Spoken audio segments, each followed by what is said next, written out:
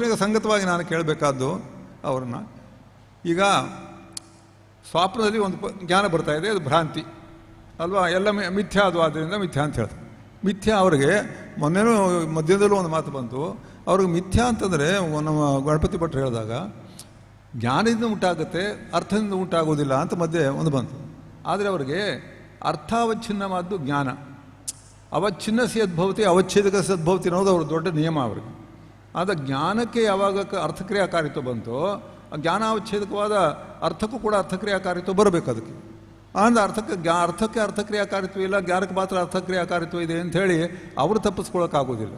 ನಮಗೆ ಅವಚ್ಛಿನ್ನ ಉದ್ಭವತಿ ಅಂತ ನಮಗಿದಿಲ್ಲ. ಆದರೆ ಈಗ ಆ ಜ್ಞಾನ ಬಂತಲ್ಲ, ಆ ಜ್ಞಾನ ಅದು ಭ್ರಾಂತಿ ಇತ್ತಲೇ ಒಪ್ಕೊಳ್ಳೋಣ. ಅವ್ರು ಹೇಳ್ತಾರೆ ಭ್ರಾಂತಿ ಇತ್ತಲೇ ಒಪ್ಕೊಳ್ಳೋಣ, ಪೂರ್ಣವಾಗಿ ಭ್ರಾಂತಿ ಬರಬೇಕಾದ್ರೂ ಅದು ಎಂಥ ಭ್ರಾಂತಿ? ಅದು ಭ್ರಾಂತಿ ಅದು ಪ್ರತ್ಯಕ್ಷಾತ್ಮಕವಾದ ಭ್ರಾಂತಿಯೋ, ಅನುಮಿತ್ಯಾತ್ಮಕವಾದ ಭ್ರಾಂತಿಯೋ, ಅಥವಾ ಶಾಬ್ದಬೋಧಾತ್ಮಕ ಭ್ರಾಂತಿಯೋ ಅದು?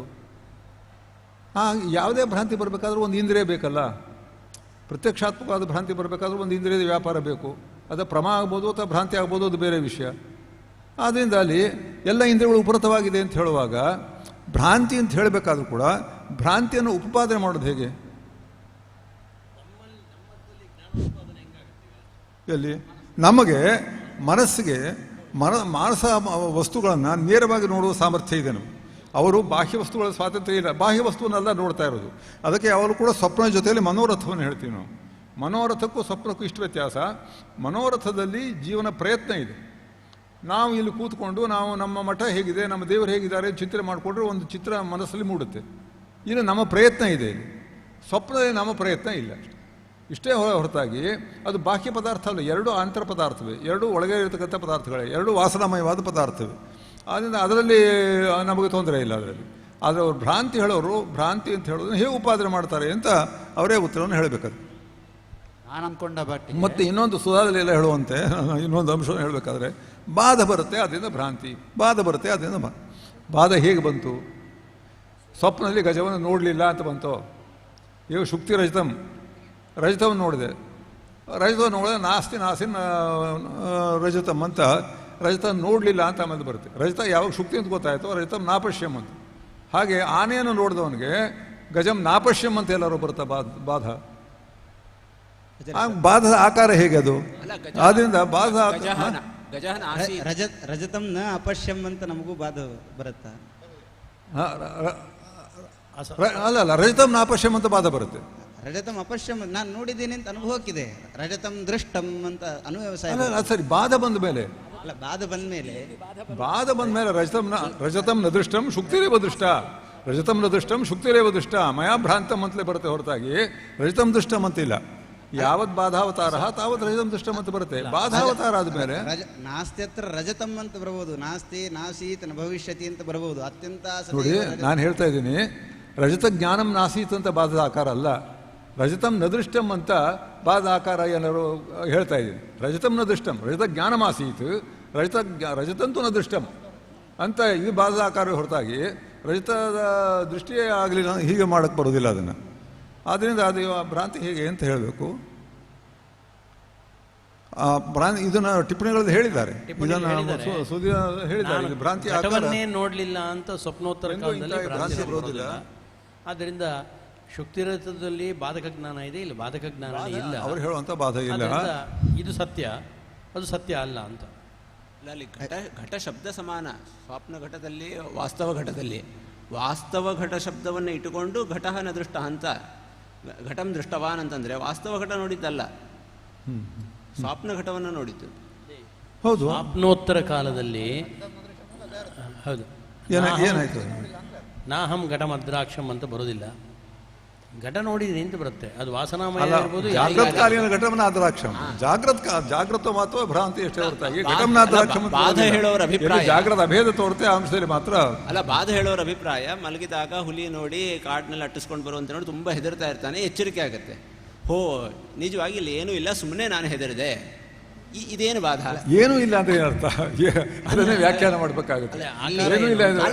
ಏನೂ ಇಲ್ಲ ಅಂದ್ರೆ ಘಟವನ್ನು ನೋಡ್ಲಿಲ್ಲ, ಆನೆಯನ್ನು ನೋಡ್ಲಿಲ್ಲ ಏನಾದ್ರು ಬರುತ್ತೋ ಅದು ಎಂದು ಬರೋದಿಲ್ಲ. ನಿಜವಾದ ಹುಲಿಯನ್ನ ಒಪ್ಪಿರೋದ್ರಿಂದ ಅಲ್ಲ, ಶುಕ್ತಿರಜದ ಸ್ಥಳದಲ್ಲೂ ಕೂಡ ಬಾಧ ಅಂತ ಹೇಳಿದ್ರೆ ನೇತಂ ರಚಿತಂ ಅಂತ ಹೇಳಿದ್ರೆ ಏನು, ಆಪಣಸ್ಥ ರಚಿತಂ ನಾ, ವಾಸ್ತವ ರಚಿತ ಅಲ್ಲ ಅಂತ. ಹಾಗೇನಿಲ್ಲ. ಅದೇ ಥರ ಇಲ್ಲೂ ಆಪಣಸ್ಥ ರಜತದ ಸ್ಮರಣೆ ಇಲ್ಲ ಅಂದ್ರೂ ಬಾಧ ಬರುತ್ತೆ. ಇದಂ ಸರ್ವಾತ್ಮನ ರಜತಂನ ಅಂತ. ಅಂದ್ರೆ ರಜತಂನ ಅಂದ್ರೆ ಯಾವ ರಜತಂನ? ಜಾಗೃತ ಕಾಲಿನ ಹಾಗೆ ರಜತ ಬರುದಿಲ್ಲ. ಅಲ್ಲ, ಆಪಣದ ರಜತ ಅಲ್ಲ, ಯಾವುದು ರಜತ ಅಲ್ಲ ಅಂದ್ರೆ ಯಾವುದನ್ನು ಉಲ್ಲೇಖ ಮಾಡ್ತಾನೆ ವಾಸ್ತವ ರಜತ ಅಲ್ಲ ಅಂತ, ವಾಸ್ತವ ರಜತ ಅಲ್ಲ ಅಂತ. ಬಾಹ್ಯ ರಜತ. ಅದೇ ಥರ ಇಲ್ಲೂ ಕೂಡ ಮಯಾ ದೃಷ್ಟ ಯಾವುದು ಸಿಂಹ ವಾಸ್ತವ ಸಿಂಹ ನಾ, ಅದು ಬಾಧ ಬಂತಲ್ವಾ ಅಲ್ವಾ? ಅದೇ ಥರ ಇಲ್ಲೂ ಆಚಾರ್ಯ, ಈ ವಿಷಯದಲ್ಲಿ ಒಂದು ಪ್ರಶ್ನೆ. ಅಲ್ಲಿ ಹೇಗೆ ನಾಸ್ತ್ಯತ್ರ ರಜತಂ ಕಿಂತು ಎಂ ಶುಕ್ತಿರೇವ ಅಂತ ಅಧಿಷ್ಠಾನದ ಉಲ್ಲೇಖವನ್ನು ಮಾಡ್ತೇವೆ, ಅದೇ ರೀತಿಯಾಗಿ ಇಲ್ಲಿ ನಾಯಂ ಸಿಂಹ ಕಿಂತು ಮುಂದೆ ಏನು ಹೇಳಬೇಕು? ಅಜ್ಞಾನದಲ್ಲಿ ನಾವು ಆರೋಪ ಮಾಡಿಲ್ಲ. ಅದಕ್ಕೆ ಅವ್ರು ಏನು ಮಾಡ್ತಾರೆ ಅಂದರೆ, ನಾನು ಅಧಿಷ್ಠಾನ ಅಜ್ಞಾನ ಅಲ್ಲ ಆಚಾರ್ಯ, ಅಧಿಷ್ಠಾನ ಇದು ಉಪಾಧಿ. ಅದಕ್ಕೆ ಅವರು ಪ್ರಾತಿಪಾದ ಸತ್ವಂ, ನಾವು ತೃತೀಯ ಸತ್ವಂ ಅಂತ ಹೇಳಿ ಅದಕ್ಕೆ ಅಧಿಷ್ಠಾನ ಹೇಳೋದಿಲ್ಲ ಅಂತ ಹೋಗ್ತಾರೆ. ಜೊತೆಗೆ ಅವ್ರು ಎಲ್ಲದಕ್ಕೂ ಇರತಕ್ಕಂಥ ಉತ್ತರ ಯಾವುದನ್ನು ಅವರು ವಿವರಣೆ ಮಾಡೋಕ್ಕೆ ಸಾಧ್ಯವಿಲ್ಲ, ಅಘಟಿತ ಘಟನಾ ಪುಟಿಯಸಿ ಅವಿದ್ಯಾ ಅಂತ ಹೇಳ್ತಾರೆ.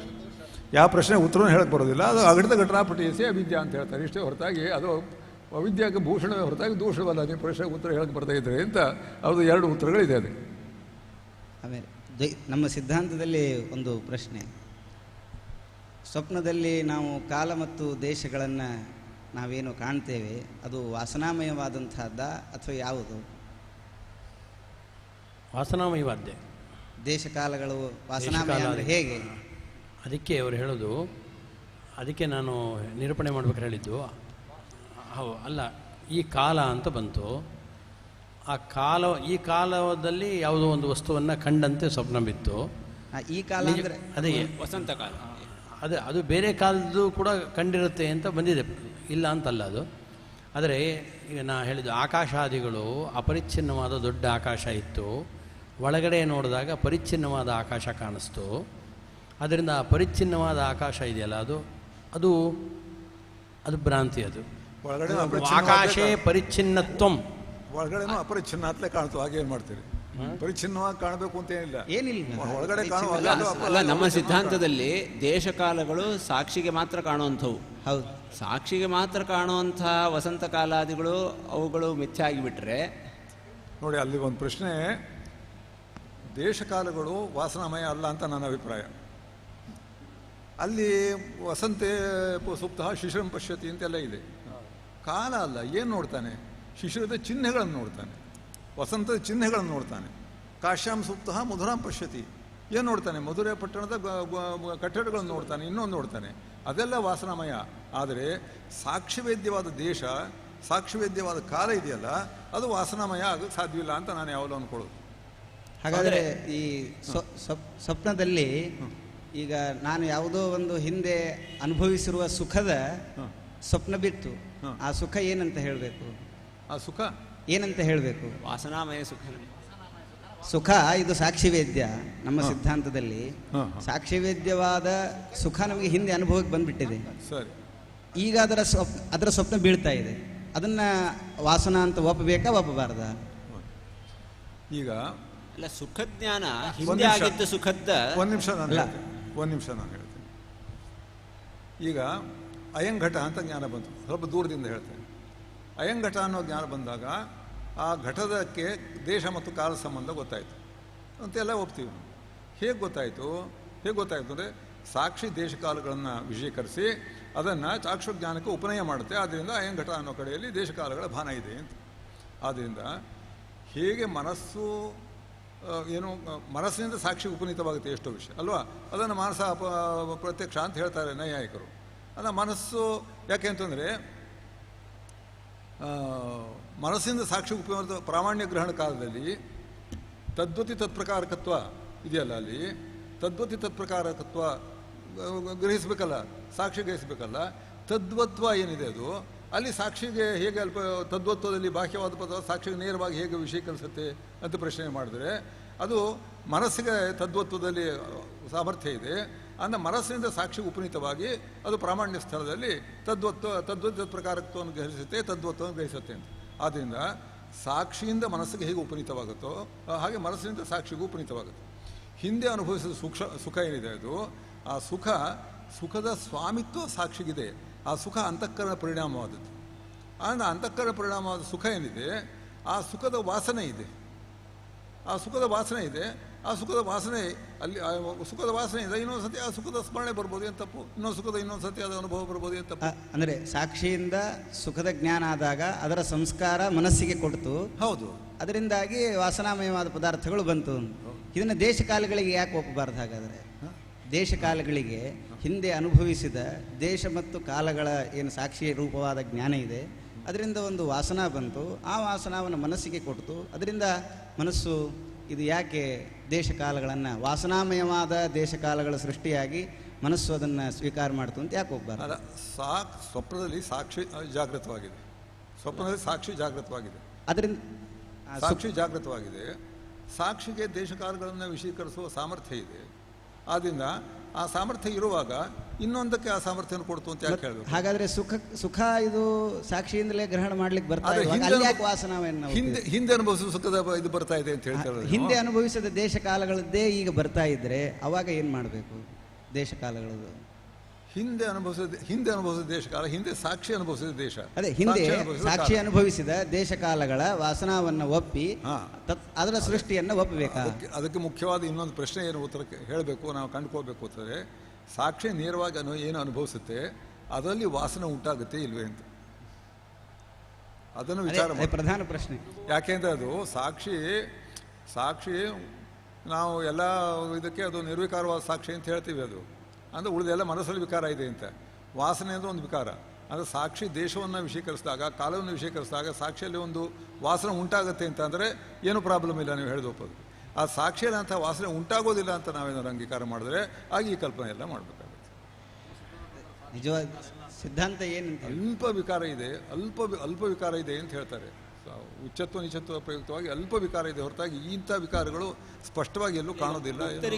ಹುಡುಗರು ಚೆನ್ನಾಗಿ ಓದಿರ್ತಾರೆ ನಮಗಿಂತ. ಅಲ್ಲ, ಮುಕ್ತರಿಗೆ ಸಂಸಾರ ದಶಾದಲ್ಲಿ ಅದೆಲ್ಲ ಅನುಭವ, ಅದರ ಸ್ಮರಣೆ ಇರುತ್ತೋ ಇಲ್ವೋ? ಮುಕ್ತರಿಗೆ ಸಂಸಾರ ದಶಾದಲ್ಲಿ ಭಗವಂತ ನಮಗೆ ಹೇಗೆ ಅನುಗ್ರಹ ಮಾಡಿದ್ದ? ಹೌದು, ಇರುತ್ತೆ. ಯಾಕಂದ್ರೆ ಅಲ್ಲ ಮುಕ್ತಿ ಆದ್ಮೇಲೆ ಹೌದು, ಅದು ಎಲ್ಲಿ ಇರುತ್ತೆ? ಯಾಕಂದ್ರೆ ಅದು ಮನಸ್ಸು ಹೋಗಿರುತ್ತೆ. ಅದರ ಮನಸ್ಸಿಂದ ಸಾಕ್ಷಿಯಲ್ಲಿ ಕೂತಿರುತ್ತೆ. ಅದು ಚಿನ್ಮಯ ಮನಸ್ಸಿನಲ್ಲಿ ಇರುತ್ತೆ. ಅದು ಯಾಕೆಂದ್ರೆ ಚಿನ್ನ ಮಿಶ್ರಮೇ ವಾಸವು ಮನೋ ಯಾವ ವಾಸನ. ಅದರಿಂದ ಅಲ್ಲಿ ಮನಸ್ಸಿನಲ್ಲಿ ಉಂಟಾದ ಸಂಸ್ಕಾರ ಚಿನ್ಮಯವಾದ ಮನಸ್ಸಿನಲ್ಲಿ ಹೋಗಿ ಇರ್ಬೋದು. ಚಿನ್ಮಯವಾದ ಸಾಕ್ಷಿಗೆ ವಿಕಾರ ಉಂಟಾಗುತ್ತೆ. ಇದನ್ನು ರಾಯರೇ ಒಂದು ಕಡೆ ಹೇಳ್ತಾರೆ. ಯಾಕಂದರೆ ಸುಷುಪ್ತಿಯಲ್ಲಿ ಏತಾವಂತಂ ಕಾಲ ಸುಖಂ ಅಸ್ವಾಪ್ತು ಅಂತಿದೆ ಅಲ್ವಾ, ಇದು ಸ್ಮರಣೆ ಇಟ್ಟುಕೊಳ್ಳಿ ಹೇಗೆ ಸಾಧ್ಯ? ಯಾಕಂದರೆ ಸ್ಮರಣೆ ಬರಬೇಕಾದ್ರೆ ಸಂಸ್ಕಾರ ಬೇಕು. ಸಂಸ್ಕಾರ ಎಲ್ಲಿ ಬರಬೇಕು? ಮನಸ್ಸಿನಲ್ಲಿ. ಸುಷುಪ್ತಿಯಲ್ಲಿ ಮನಸ್ಸು ಉಪರತವಾಗಿರುತ್ತೆ. ಹಾಗಾದರೆ ಎಲ್ಲಿಯ ಸಂಸ್ಕಾರ ಇಟ್ಕೊಂಡು ಸ್ಮರಣೆ ಬಂದಿದೆ ಅಂತ ಹೇಳಿದ್ರೆ ಅದಕ್ಕೆ ರಾಯರು ಹೇಳುವಂಥ ಮಾತು, ಆ ಇದು ಸಾಕ್ಷಿ ಮನಸ್ಸು, ಅದು ಚಿನ್ಮಯ ಮನಸ್ಸು ಅಚಿನ್ಮಯ ಮನಸ್ಸು ಎರಡು ಸೇರಿಕೊಂಡಿರ್ತದೆ, ಅಲ್ಲಿ ಟ್ರಾನ್ಸ್ಫರ್ ಮಾಡುತ್ತೆ ಅಂತ ಅಲ್ಲಿ ರಾಯರು ಹೇಳ್ತಾರೆ. ಅಲ್ಲಿ ಅದನ್ನು ಅಂಗೀಕಾರ ಮಾಡಬೇಕು. ಚಿನ್ಮಯ ಸಾಕ್ಷಿ ಮತ್ತು ಈ ಅನ್ನೋದೇ ಒಂದು ವಿಚಾರ. ಅದು ಪರಾಮರ್ಶ ಅಂತ ಹೇಳಿದ್ದಾರೆ ಅಷ್ಟೇ ಹೊರತು, ಪರಾಮರ್ಶ ಅಂತಂದರೆ ಅತೀತತ್ವೇನ ರೂಪೇಣ ಅದನ್ನು ಸ್ಮೃತಿತ್ವ ವ್ಯವಹಾರವೇ ಹೊರತು ವಾಸ್ತವಿಕವಾಗಿ ಅದನ್ನು ಸ್ಮರಣೆ ಅಂತ ಒಪ್ಪಬೇಕಾಗಿಲ್ಲ ಅಂತ ಅಜ್ಞಾನವಾದದಲ್ಲಿ ಜಿಜ್ಞಾಸಾಧಿಕರಣದಲ್ಲಿ ಏತಾವಂತಂ ಕಾಲಂ ಸುಖಮಹಂ ಅಸ್ವಾಪ್ಸಂ ಇತ್ಯಾದಿಗಳು ಇವು ಪರಾಮರ್ಶ ಅಂತಂದರೆ ಏನು? ಸ್ಮೃತಿ ಅಂತ ಹೇಳಲಿಕ್ಕೆ ಹೇಗೆ ಸಾಧ್ಯ? ಪರಾಮರ್ಶ ಅಂದರೆ ಅತೀತತ್ವ ಸಾಮ್ಯ ಇರೋದರಿಂದ ಇದನ್ನು ಸ್ಮೃತಿತ್ವ ವ್ಯವಹಾರ ಅಂತ. ಸ್ಮೃತಿತ್ವ ವ್ಯವಹಾರ ಅಂತ ಏನು ಹೇಳಬೇಕು? ಅದಕ್ಕೆ ಸಂಸ್ಕಾರಜನ್ಯವಾದ ಅಂದರೆ ಸಂಸ್ಕಾರ ಸಹಕೃತವಾದ ಮನೋಜನ್ಯ ಅಂತೇನು ನಾವು ಸ್ಮೃತಿಗೆ ಹೇಳಿದ್ದೇವೆ. ತಾದೃಶವಾದದ್ದನ್ನು ಏತಾವಂತಂ ಕಾಲಂ ಸುಖಮಹಂ ಅಸ್ವಾಪ್ಸಂ ಅಂತ ಹೇಳೋದಕ್ಕಿಂತಲೂ ಅದು ಸುಷುಪ್ತಿಸ್ಥಿತವಾದಂತಹ ವ್ಯಕ್ತಿಗೆ ಬರ್ತದೆ. ಅದು ಬರುವಂತಹದ್ದು ಅತೀತತ್ವ ಸಾಮ್ಯ ಇರೋದರಿಂದಾಗಿ ಸ್ಮರಣೆ ತುಲ್ಯ, ಆದ್ದರಿಂದ ಸ್ಮೃತಿ ಅಂತ ಕರೆದಿದ್ದೇ ಹೊರತು ಅದನ್ನು ನಿಜವಾದ ಸ್ಮರಣೆ ಅಂತ ಹೇಳೋದು ಸ್ವಲ್ಪ ಕಷ್ಟ ಅಂತ. ಮಾನಸ ಜ್ಞಾನ, ಮಾನಸವಾದ ಜ್ಞಾನ. ಮಾನಸಜ್ಞಾನ ಅಂತಂದರೆ ಮಾನಸಜ್ಞಾನದಲ್ಲಿ ಬೇರೆ ಪ್ರಭೇದಗಳಿವೆ. ಅತೀತ ಕಾಲಕ್ಕೆ ಸಂಬಂಧಪಟ್ಟಂಥ ಮಾನಸಜ್ಞಾನ ಅಂದರೆ ಅದು ಸ್ಮರಣೆ ಆಗ್ಬಿಟ್ಟದೆ. ಬೇರೆ ಅತೀತ ವಿಷಯವನ್ನು ವಿಷೀಕರಿಸುವ ಮಾನಸಜ್ಞಾನ ಅಂದರೆ ಎಂಥ ಜ್ಞಾನ ಅದು? ಈಗ ಪಾರ್ಷ್ಣಿಕ ಬೋಧ ಅಂತ ಹೇಳಿ ತುಲ್ಯ ವಿತ್ತಿವೇದ್ಯತ ಈ ಥರ ಹೇಳೋದಿದೆ. ಸಮಾನ ವಿಷಯಕತ್ವ ಸ್ಥಳದಲ್ಲಿ ವಿಶೇಷ ಭಾವ ವ್ಯತ್ಯಾಸ ಆಗಿ ಒಂದು ಮಾನಸಜ್ಞಾನ ಬರುತ್ತೆ. ಅದು ವಿಚಾರ ಮಾಡಿ ಬರುವಂಥದ್ದು ತುಲ್ಯ ವಿತ್ತಿವೇದ್ಯತ. ಅದೊಂಥರದ ವ್ಯಾಪ್ತಿ ಜ್ಞಾನ ಇರುತ್ತೆ. ಭೂತಲೇ ಘಟ ಅಂತಿದ್ರೆ ಘಟವದ್ ಭೂತಲಂ ಅಂಥೇಳಿ ಅದು ಬೇರೆ. ಅದನ್ನು ಬಿಟ್ಟು ಬೇರೆ ಮಾನಸಜ್ಞಾನ ಅತೀತ ವಿಷಯಕ್ಕಾಗಿ ಸ್ಮರಣೆ ಬಿಟ್ಟು ಬೇರೆ ನೋಡೋಣ ಇಲ್ಲಿ ಶ್ರೀ ಗುರುಭ್ಯೋ ನಮಃ.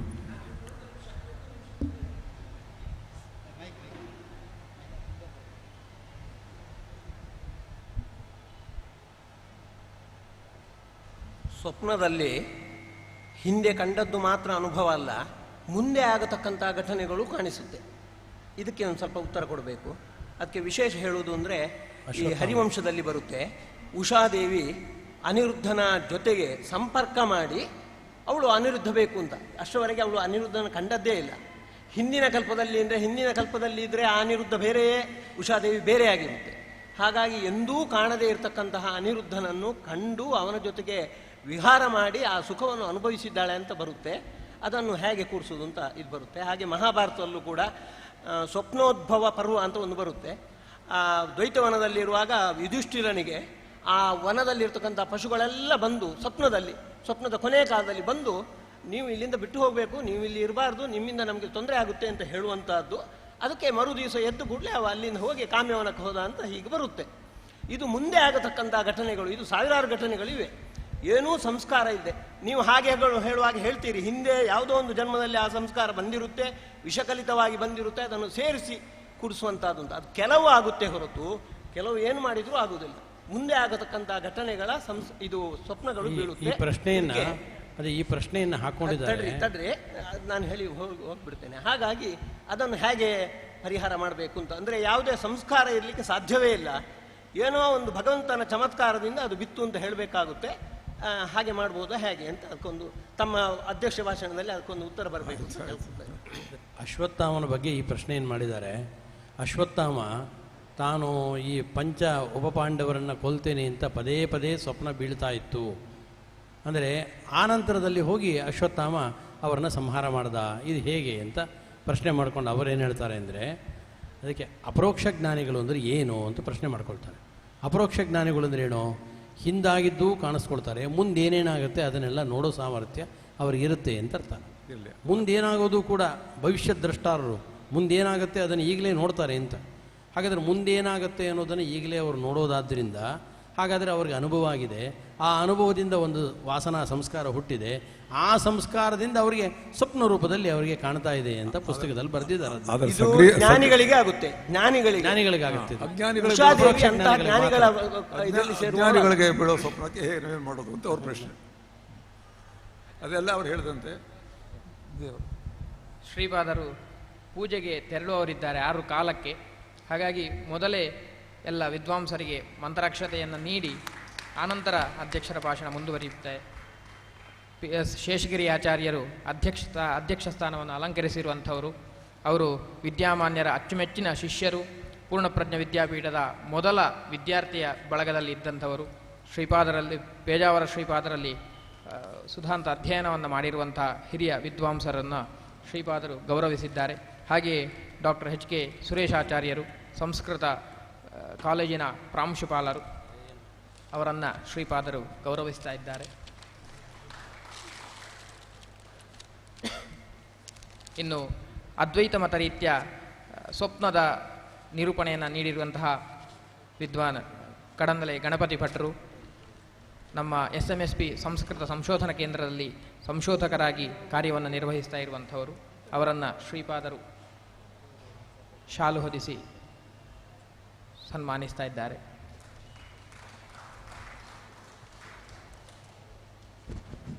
ಅದರಂತೆ ವಿಶಿಷ್ಟಾದ್ವೈತ ಸಿದ್ಧಾಂತ ಪ್ರೀತ್ಯ ಸ್ವಪ್ನದ ನಿರೂಪಣೆಯನ್ನು ನೀಡಿರುವಂತಹ ಪೂರ್ಣಪ್ರಜ್ಞ ವಿದ್ಯಾಪೀಠದ ಪ್ರಾಧ್ಯಾಪಕರಾಗಿರುವಂತಹ ಶ್ರೀ ಡಾಕ್ಟರ್ ತಿರುಮಲ ಆಚಾರ್ಯ ಕುಲಕರ್ಣಿಯವರು, ಅವರನ್ನು ಶ್ರೀಪಾದರು ಗೌರವಿಸ್ತಾ ಇದ್ದಾರೆ.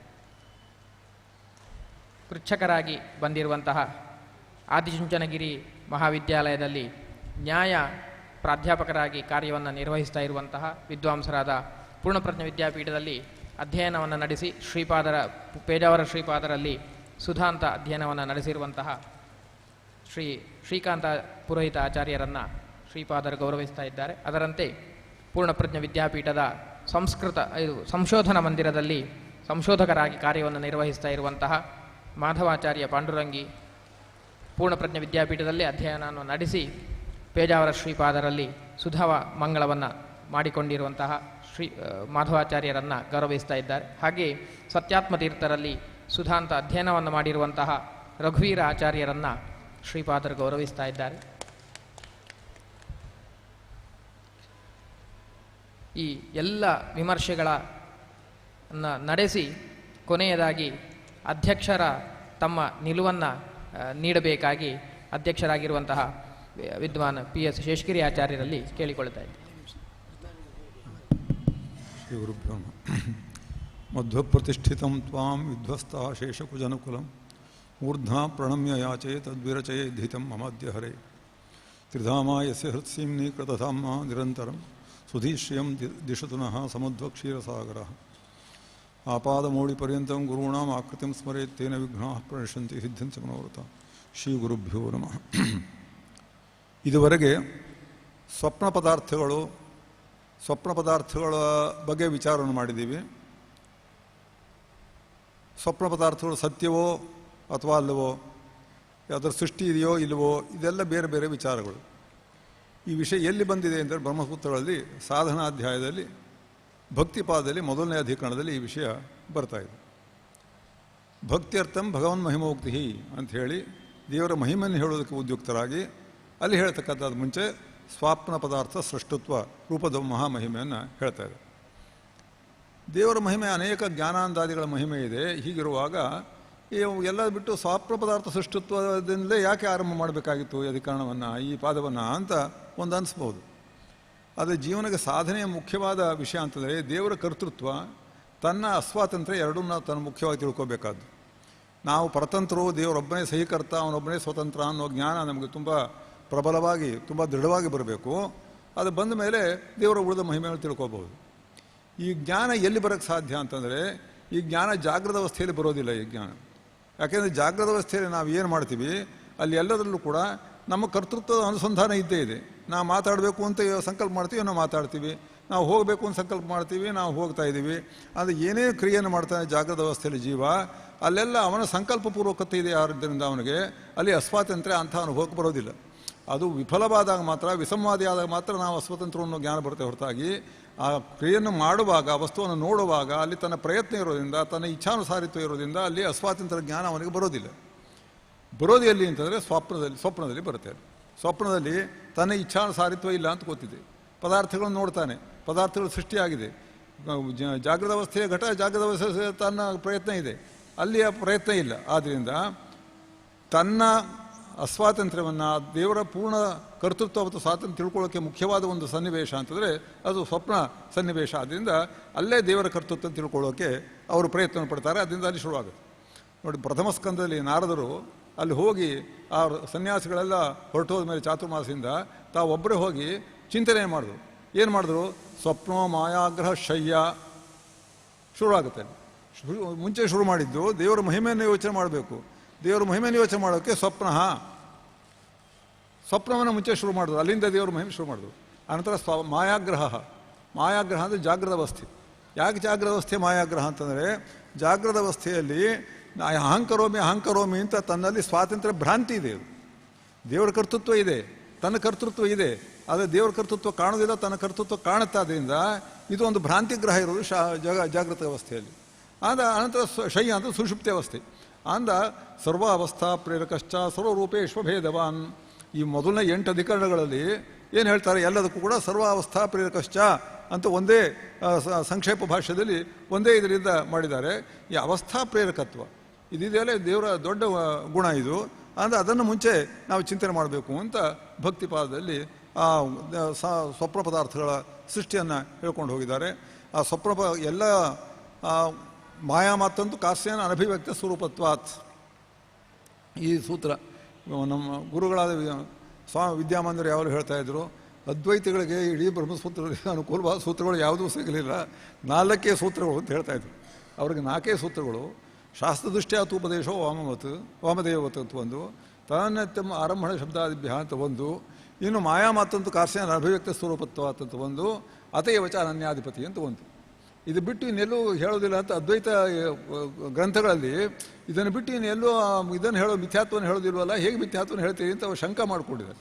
ಅಂದರೆ ಇವು 4 ಸೂತ್ರಗಳು ಅದು ತುಂಬ ಮುಖ್ಯವಾದ ಸೂತ್ರಗಳು ಅವರಿಗೆ. ಅದರಿಂದ ಅದು ಬಿಡೋಣ. ಈಗ ಪ್ರಕೃತಿಯಲ್ಲಿ ಮಾಯಾ ಮಾತ್ರ ಅಂತೂ ಕಾರ್ಸ್ಯಾನ ಅನಭಿವ್ಯಕ್ತ ಸ್ವರೂಪತ್ವಾತ್. ಕಾರ್ಸ್ಯಾನ ಅನಭಿವ್ಯಕ್ತ ನಾವೇನು ಹೇಳ್ತೀವಿ ಅದು ವಾಸನಾಮಯವಾದ್ದರಿಂದ ಜಾಗೃತಾವಸ್ಥೆಯ ಕಾರಣವಾದ ವಸ್ತುಗಳು ಹೇಗೆ ಅರ್ಥಕ್ರಿಯಾಕಾರಿಯಾಗಿದೆಯೋ ಹಾಗೆ ಬೇರೆ ಅರ್ಥಕ್ರಿಯೆ ಸೂಚನೆ ಮಾಡುತ್ತೆ, ಹಾಗೆ ಅರ್ಥಕ್ರಿಯಾಕಾರಿ ಅಲ್ಲ ಅಂತ ಹೇಳಿ ಮಾಯಾ, ಈ ಮಾಯಾ ಶಬ್ದ ಇದೆಯಲ್ಲ ಇದು ಅವು ಎಲ್ಲರನ್ನೂ ತಲೆ ಕೆಡಿಸಿ ಶಬ್ದ. ಅವ್ರನ್ನು ಒಂದು ಸತಿ ದಾರಿ ತಪ್ಪಿದ ಮೇಲೆ ಕೊನೆವರೆಗೂ ದಾರಿ ತಪ್ಪಿಕೊಂಡು ಹೋದು. ಅದಕ್ಕೆ ನೋಡಿ, ಈಗ ಭಾಗವತದಲ್ಲಿ ಮಾಯಾ ಶಬ್ದ ಒಂದು 200 ಸತಿ ಬರುತ್ತೆ. 200 ಸತಿ ಬರುತ್ತೆ ಭಾಗವತ. 200 ಸತಿನೂ ಆಚಾರ ತಾತ್ಪರ್ಯವನ್ನು ಬರೆದಿದ್ದಾರೆ. 200 ಸತಿನೂ ಆಚಾರ ತಾತ್ಪರ್ಯ ಬರೆದಿದ್ದಾರೆ. ಪ್ರತಿ ಸತಿನೂ ಬೇರೆ ಪ್ರಮಾಣವನ್ನು ಕೊಟ್ಟು ಬರೆದಿದ್ದಾರೆ. ಸತ್ಯಧರ್ಮ ಸ್ವಾಮಿಗಳು ಒಂದು ಕಡೆ ಶಂಕೆಯನ್ನು ಮಾಡ್ತಾರೆ. ಇಷ್ಟು ಸರ್ತಿ ಮಾಯಾ ಶಬ್ದ ಬಂದಿದೆ, ಇಷ್ಟು ಪ್ರಮಾಣಗಳನ್ನು ಕೊಟ್ಟಿದ್ದಾರೆ, ಒಂದೇ ಕಡೆಯಲ್ಲಿ ಎಲ್ಲ ಮಾಯಾ ಶಬ್ದಗಳ ಪ್ರಮಾಣವನ್ನು ಕೊಟ್ಟು ಬರೆದು ಬಿಟ್ಟಿದ್ರೆ ಒಂದು ದೊಡ್ಡ ಸಿಂಪೋಸಿಯಂ ಆಗ್ತಿತ್ತಲ್ಲ, ಅದು ಯಾಕೆ ಮಾಡಲಿಲ್ಲ ಅಂತಂದರೆ ಒಂದೊಂದು ಕಡೆ ಒಂದೊಂದು ಪ್ರಮಾಣದ ಕೊಟ್ಟರು ಓದೋದಿಲ್ಲ ಜನ, ಇನ್ನು ಒಂದೇ ಕಡೆ 200 ಪ್ರಮಾಣ ಕೊಟ್ಟರೆ ಯಾರೂ ಓದ್ತಿರಲಿಲ್ಲ. ಅಂದರೆ ಅವ್ರಿಗೆ ಅನವಧಾನ ಉಂಟಾಗೋದು ಬೇಡ ಅಂತ ಹೀಗೆ ಮಾಡಿದ್ದಾರೆ ಅಂತ ಹೇಳ್ಕೊಂಡು ಬರ್ತಾರೆ ಅವರು. ಅಂದರೆ ಇಷ್ಟು ಮಾಯಾ ಶಬ್ದ. ಈ ಮಾಯಾ ಶಬ್ದದ ಸಂಪೂರ್ಣ ಅರ್ಥಗಳ ವಿಶ್ಲೇಷಣೆ ಶುದ್ಧಿ ಸೌರಭದಲ್ಲಿ ಮಾಯಾ ಶಬ್ದಕ್ಕೆ 6 ಅರ್ಥಗಳಿದೆ ಅಂತ. ಶುದ್ಧಿ ಸೌರಭದಲ್ಲಿ 6 ಅರ್ಥಗಳಿದೆ. ನೀನು ಹೇಳ್ತಕ್ಕಂಥದ್ದು ಸಹದ್ವಿಕ್ಷಣವಾದ ಮಾಯಾ ಅನ್ನೋದು 7ನೇ ಅರ್ಥ. ಇದು ಅದು ಯಾವ ಶಾಸ್ತ್ರದಲ್ಲೂ ಇಲ್ಲ, ಯಾವ ಪುರಾಣದಲ್ಲೂ ಇಲ್ಲ, ನಿನ್ನ ತಲೆಯಲ್ಲಿ ಮಾತ್ರ ಇರೋದು ಅಂತ ಅಲ್ಲಿ ಹಾಸ್ಯವನ್ನು ಮಾಡ್ತಾರೆ ಕೊನೆಯಲ್ಲಿ. ಅಂದ ಸ್ವಮಾ ಯಾವ ರೋಡೋದು ಧರ್ಮಂ ವೈರಾಟ್ಯ ಹಕೃತಂತವೇ ಬೇಕಾಷ್ಟು ಭಾಗವತ ಎಲ್ಲವನ್ನೂ ಶ್ಲೋಕಗಳನ್ನ ಅಲ್ಲಿ ಹೇಳ್ತಾರೆ. ಅಂದರೆ ಮಾಯಾ ಮಾರ್ತ್ಸಂತೂ ಕಾಸ್ಯಾನ ಅಭಿವ್ಯಕ್ತಿ ಸ್ವರೂಪತ್ವ ಅದು. ಅಲ್ಲಿ ಮಾಯಾ ಅಂದರೆ ಹೇಳಿದ್ರಲ್ಲ, ಇವಾಗ ಅದ್ವೈತಗಳ ಅಭಿಮತವಾದ ಸಹದ್ವಕ್ಷವಾದ ಮಾಯಾ ಅನ್ನೋದು ಶಾಸ್ತ್ರಸಮ್ಮತವಾದ ಅಲ್ಲವೇ ಇಲ್ಲ. ಮಾಯಾ ಎರಡಕ್ಕೂ ಮಾಯಾ ಶಬ್ದಕ್ಕೆ 2 ಅರ್ಥ ಇದೆ. ಮಾಯಾ ಶಬ್ದಕ್ಕೆ ಜೀವನ ವಾಸನ ಅಂತ ಒಂದು ಅರ್ಥ, ಭಗವತ್ ಪ್ರಜ್ಞಾ ಅಂತ ಒಂದು ಅರ್ಥ. ಮಾಯಾಂತೂ ಮಾಯಾತು ಭಗವತ್ ಪ್ರಜ್ಞಾ ಆಚಾರ ಬೇಕಾಷ್ಟು ಕೋಶವನ್ನು ಹೇಳಿದ್ದಾರೆ.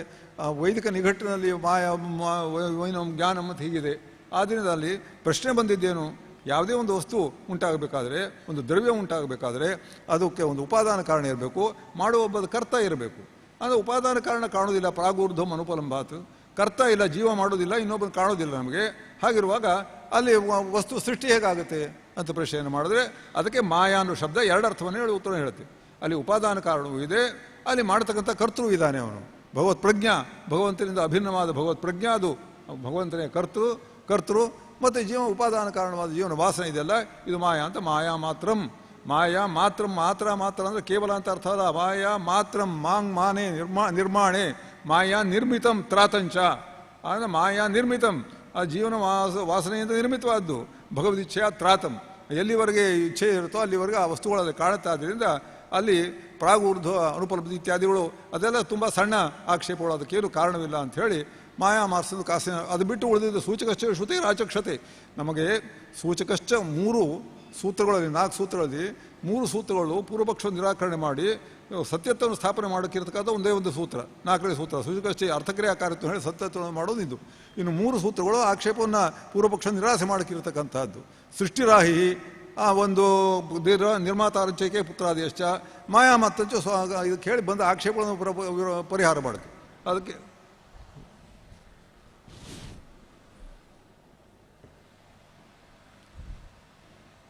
ಸತ್ಯತ್ವವನ್ನು ಸ್ಥಾಪನೆ ಮಾಡೋಕ್ಕಿರತಕ್ಕಂಥ ಸೂಚಕಶ್ಚ ಶ್ರುತಿ ರಾಚಕ್ಷತೆ ತದ್ವಿಧ. ಈ ಸ್ವಪ್ನಗಳಲ್ಲಿ ಅನೇಕ ಪ್ರಕಾರಗಳು. ನಮ್ಮ ಸಗ್ರಿ ಅವರು ಹೇಳಿದಂತೆ ಟಿಪ್ಪಣಿಯಲ್ಲೂ ಹೇಳಿದ್ದಾರೆ, ಎಲ್ಲ ಸ್ವಪ್ನಗಳು ಒಂದೇ ರೀತಿಯ ಸ್ವಪ್ನಗಳಲ್ಲ. ಎಲ್ಲ ಅರ್ಜುನನ ಕರೆದುಕೊಂಡು ಪಾಶುಪತಾಸ್ತ್ರವನ್ನು ಕೊಡಿಸಿದ ಸ್ವಪ್ನ, ಅದನ್ನು ಬಿಟ್ಟು ಉಳಿದ ಸ್ವಪ್ನಗಳನ್ನು ವಿಚಾರ ಮಾಡಿ ಅಂತಲೇ ಟಿಪ್ಪಣಿಕಾರರು ಎಷ್ಟೋ ಕಡೆಯಲ್ಲಿ ಹೇಳಿದ್ದಾರೆ. ನಿಮಗೆ ಬೀಳ್ತಕ್ಕಂಥ ಸ್ವಪ್ನಗಳು ಅದು ದೇವರ ಅಚಿಂತ್ಯ ಅದ್ಭುತ ಶಕ್ತಿಯಿಂದ, ಅವರ ವಿಶಿಷ್ಟವಾದ ಯೋಗ್ಯತೆಯಿಂದ ಅದು ಬೇರೆ ರೀತಿಯ ಸ್ವಪ್ನಗಳದು. ಆನಂದ ಉಷೆಗೆ ಬಿದ್ದ ಸ್ವಪ್ನವಾಗಲಿ ಅದೆಲ್ಲ ಬೇರೆ ರೀತಿಯ ಸ್ವಪ್ನಗಳದು. ದೇವರು ತನ್ನ ಅಚಿಂತ್ಯ ಶಕ್ತಿಯಿಂದ ಏನು ಬೇಕಾದ್ರೂ ಮಾಡ್ಬೋದು ಜೀವನಿಗೆ. ಆದರೆ ನಾವು ದೇವರಿಗೆ ಅಘಟಿತ ಶಕ್ತಿಯನ್ನು ನಾವು ಅಂಗೀಕಾರ ಮಾಡಿದ್ದೀವಿ. ಆದ್ದರಿಂದ ಎಷ್ಟನ್ನು ನಾವು ಕೂಡಿಸ್ತೀವೋ ಅಲ್ಲಿವರೆಗೂ ಕೂಡಿಸೋದು, ಯಾವುದನ್ನು ಕೂಡ್ಸೋಕ್ಕಾಗೋದಿಲ್ಲ ಅದು ಈ ಶಕ್ತಮೇ ಮಹಿ. ಹೀಗೆ ದೇವರ ಅಚಿಂತ್ಯಾತ್ಮ ಶಕ್ತಿ ಆಗಿ ಹೋಗೋದು. ಎಲ್ಲಿವರೆಗೂ ನಾವು ಕೂಡ್ಸೋಕ್ಕೆ ಬರುತ್ತೆ ಅಲ್ಲಿವರೆಗೂ ನಾವು ಉಪಾದಾನ ಕಾರಣವನ್ನು ಹೇಳಿ, ನಿಮಿತ್ತ ಕಾರಣವನ್ನು ಹೇಳಿ, ಎಲ್ಲವನ್ನು ಹೇಳಿ ನಾವು ಕೂಡ್ಸೋಕ್ಕೆ ಪ್ರಯತ್ನ ಪಡ್ತೀವಿ. ಯಾವುದು ಆಗೋದಿಲ್ಲ ಅದಕ್ಕೆ ನಮಗೆ ತೊಂದರೆ ಇಲ್ಲ, ಅದು ದೇವರು ಇದ್ದೇ ಇದ್ದಾರೆ. ಅಘಟಿತ ಸಾಮರ್ಥ್ಯ ಇರತಕ್ಕಂಥ ದೇವರು ಇದ್ದೇ ಇದ್ದಾರೆ. ಆದ್ದರಿಂದ ಇದು ಸ್ವಪ್ನ ಪದಾರ್ಥಗಳ ಚಿಂತನೆ ಇದೆಯಲ್ಲ, ತುಂಬ ಮುಖ್ಯವಾದ ಚಿಂತನೆ ಇದು. ಮುಖ್ಯವಾದ ಚಿಂತನೆ ದೇವರ ಮಹಿಮೆ, ದೇವರ ಅನನ್ಯ ಸಹಾಯನಾಗಿ ಇನ್ನೊಬ್ಬರ ಸಹಾಯವನ್ನು ಪಡೆಯದೆ ತಾನೇ ತನ್ನ ಇಚ್ಛೆಯಿಂದ ಒಂದು ಉಪಾದಾನ ಕಾರಣ ಆಗಾದರೆ ಸೃಷ್ಟಿ ಕಾಲದಲ್ಲಿ ಪ್ರಕೃತಿಯನ್ನು ತೆಗೆದುಕೊಂಡು ಈಗ ಜೀವನ ವಾಸನೆಯನ್ನು ತೆಗೆದುಕೊಂಡು ಸೃಷ್ಟಿಯನ್ನು ಮಾಡ್ತಾನೆ, ಸಂಹಾರವನ್ನು ಮಾಡ್ತಾನೆ. ಆದ್ದರಿಂದ ಏನು ಅಲ್ಲಿ ಒಂದು ಸುಷುಪ್ತಿ ಉತ್ಕ್ರಾಂತಿಯವರು ಭೇದೇನ ಸೂತ್ರದಲ್ಲಿ ಅಲ್ಲಿ ಅನನ್ವಾಗತ ಪುಣ್ಯೇನ ಅನನ್ವಾಗತ ಪಾಪೇನ ಸಮಾನಸ್ಸಂ ಉಭೋಲೋಕವನ್ನು ಸಂಚರಿತಿ. ಸ್ವಪ್ನವನ್ನು ಯಾರು ನೋಡ್ತಾನೆ ಅಂಥೇಳಿ ಸ್ವಪ್ನ ನೋಡ್ತಕ್ಕಂಥ ಮುಖ್ಯವಾಗಿ ದೇವರೇ ಸ್ವಪ್ನ ನೋಡೋರು. ಯಾಕಂದರೆ ಸಮಾನಸ್ಸಂ ಉಭೋಲೋಕವನ್ನು ಸಂಚರಿತಿ, ಜಾಗೃತ ಲೋಕವನ್ನು ಮತ್ತು ಸ್ವಪ್ನ ಲೋಕವನ್ನು ಸಮಾನಾಗಿರ್ತಾನೆ. ಸಮಾನಾಗಿ ಮಾಡ್ತಕ್ಕಂಥವು ದೇವರೊಬ್ಬನೇ. ಜೀವ ಜಾಗೃತ ಕಾಲದಲ್ಲೂ ಸಮಾನವಾಗಿರೋಲ್ಲ, ದುಃಖದಿಂದ ಉದ್ರೇಕೊಳ್ತಾನೆ.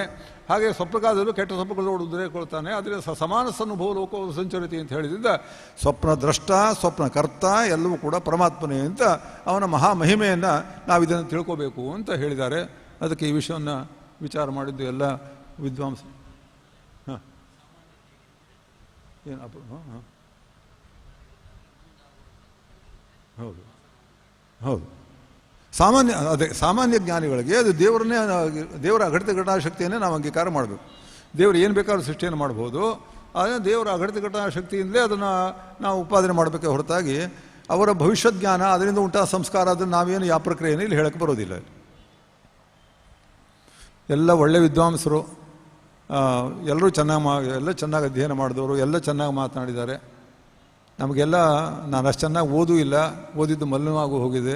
ಎಲ್ಲ ಒಳ್ಳೆ ವಿದ್ವಾಂಸರು, ಒಳ್ಳೆ ವೈಷ್ಣವರು, ಅವರ ಜೊತೆಲಿ ಕೂತು ಒಂದು ಸ್ವಲ್ಪ ದೇವರ ಸ್ಮರಣೆ ಮಾಡಿದ್ದಕ್ಕೆ, ಆಚಾರ ಸ್ಮರಣೆ ಮಾಡಿದ್ದಕ್ಕೆ ದೇವರು ಪ್ರಸನ್ನರಾಗಲಿ, ನಮಗೆಲ್ಲ ಜ್ಞಾನಭಕ್ತಿ ವೈರಾಗ್ಯಗಳನ್ನು ಕೊಟ್ಟು ಉದ್ಧಾರ ಮಾಡಲಿ ಅಂತ ಕೇಳಿಕೊಂಡು ಸ್ವಾಮಿಗಳ ಪಾದಗಳಿಗೆ ಸಾಷ್ಟಾಂಗ ನಮಸ್ಕಾರ ಮಾಡಿ ನಾನು 2 ಮಾತನ್ನು ಮುಗಿಸ್ತಾ ಇದ್ದೀನಿ. ಶ್ರೀಕೃಷ್ಣ ಅರ್ಪಣಮಸ್ತು. ಅಧ್ಯಕ್ಷರಾಗಿರುವಂತಹ PS ಶೇಷಗಿರಿ ಆಚಾರ್ಯರಿಗೆ ಸಾಷ್ಟಾಂಗ ಪ್ರಣಾಮಪೂರ್ವಕವಾಗಿ ಕೃತಜ್ಞತೆಯನ್ನು ಸಲ್ಲಿಸ್ತಾ ಇದ್ದೇವೆ. ಈ ಇಡೀ 4ನೆಯ ದಿನದ ಅಧಿವೇಶನವನ್ನು ಸಂಧ್ಯಾಧಿಕರಣದಿಂದ ಪ್ರತಿಪಾದ್ಯನಾದಂತಹ ಶ್ರೀಕೃಷ್ಣನಿಗೆ ಸಮರ್ಪಿಸ್ತಾ ಈ ಅಧಿವೇಶನವನ್ನು ಸಮಾಪ್ತಿ ಮಾಡ್ತಾ ಇದ್ದೇವೆ. ಸರ್ವಗುಣ ಸಂಪೂರ್ಣ ಸರ್ವದೋಷ ವಿವರ್ಜಿತ ಪ್ರೀಯತಾಂ ಪ್ರೀತಯೇವಾಲಂ ವಿಷ್ಣುರ್ಮೇ ಪರಮ ಸುಹೃತ್. ನಾಳೆಯ ದಿವಸ ಹರಿಕಥಾಮೃತ ಸಾರದ ಉದಾತ್ತ ಅನುದಾತ್ತ ಸಂಧಿ ಈ ವಿಷಯದಲ್ಲಿ ಅಧಿವೇಶನ ನಡೀಲಿಕ್ಕಿದೆ. 4 ಮಂದಿ ಶ್ರೇಷ್ಠ ವಿದ್ವಾಂಸರಿಂದ ಪ್ರಬಂಧ ಮಂಡನೆ, ಜಿಜ್ಞಾಸೆ, ಚರ್ಚೆಗಳೆಲ್ಲ ನಡೀಲಿಕ್ಕಿದೆ. ಸಾಯಂಕಾಲ 3 ಗಂಟೆಗೆ ಸರಿಯಾಗಿ ಈ ಕಾರ್ಯಕ್ರಮ ನಡೆಯುವ ಮೂಲಕ ಈ 5 ದಿನದ ಅಧಿವೇಶನದ ಸಮಾಪ್ತಿ ಭಗವಂತನಿಗೆ ಅರ್ಪಣೆ ಮಾಡುವ ಮೂಲಕ ನಡೀಲಿಕ್ಕಿದೆ. ಈ ಎಲ್ಲ ಕಾರ್ಯಕ್ರಮಗಳಿಗೆ ಆಸ್ತಿಕ ಬಂಧುಗಳಾದ ನೀವೆಲ್ಲ ಪಾಲ್ಗೊಂಡು ಈ ಕಾರ್ಯಕ್ರಮವನ್ನು ಸಾರ್ಥಕಗೊಳಿಸಬೇಕು ಅಂತ ಕೇಳಿಕೊಳ್ತಾ ಈ ಕಾರ್ಯಕ್ರಮವನ್ನು ಮುಗಿಸ್ತಾ ಇದ್ದೇವೆ. ಶ್ರೀ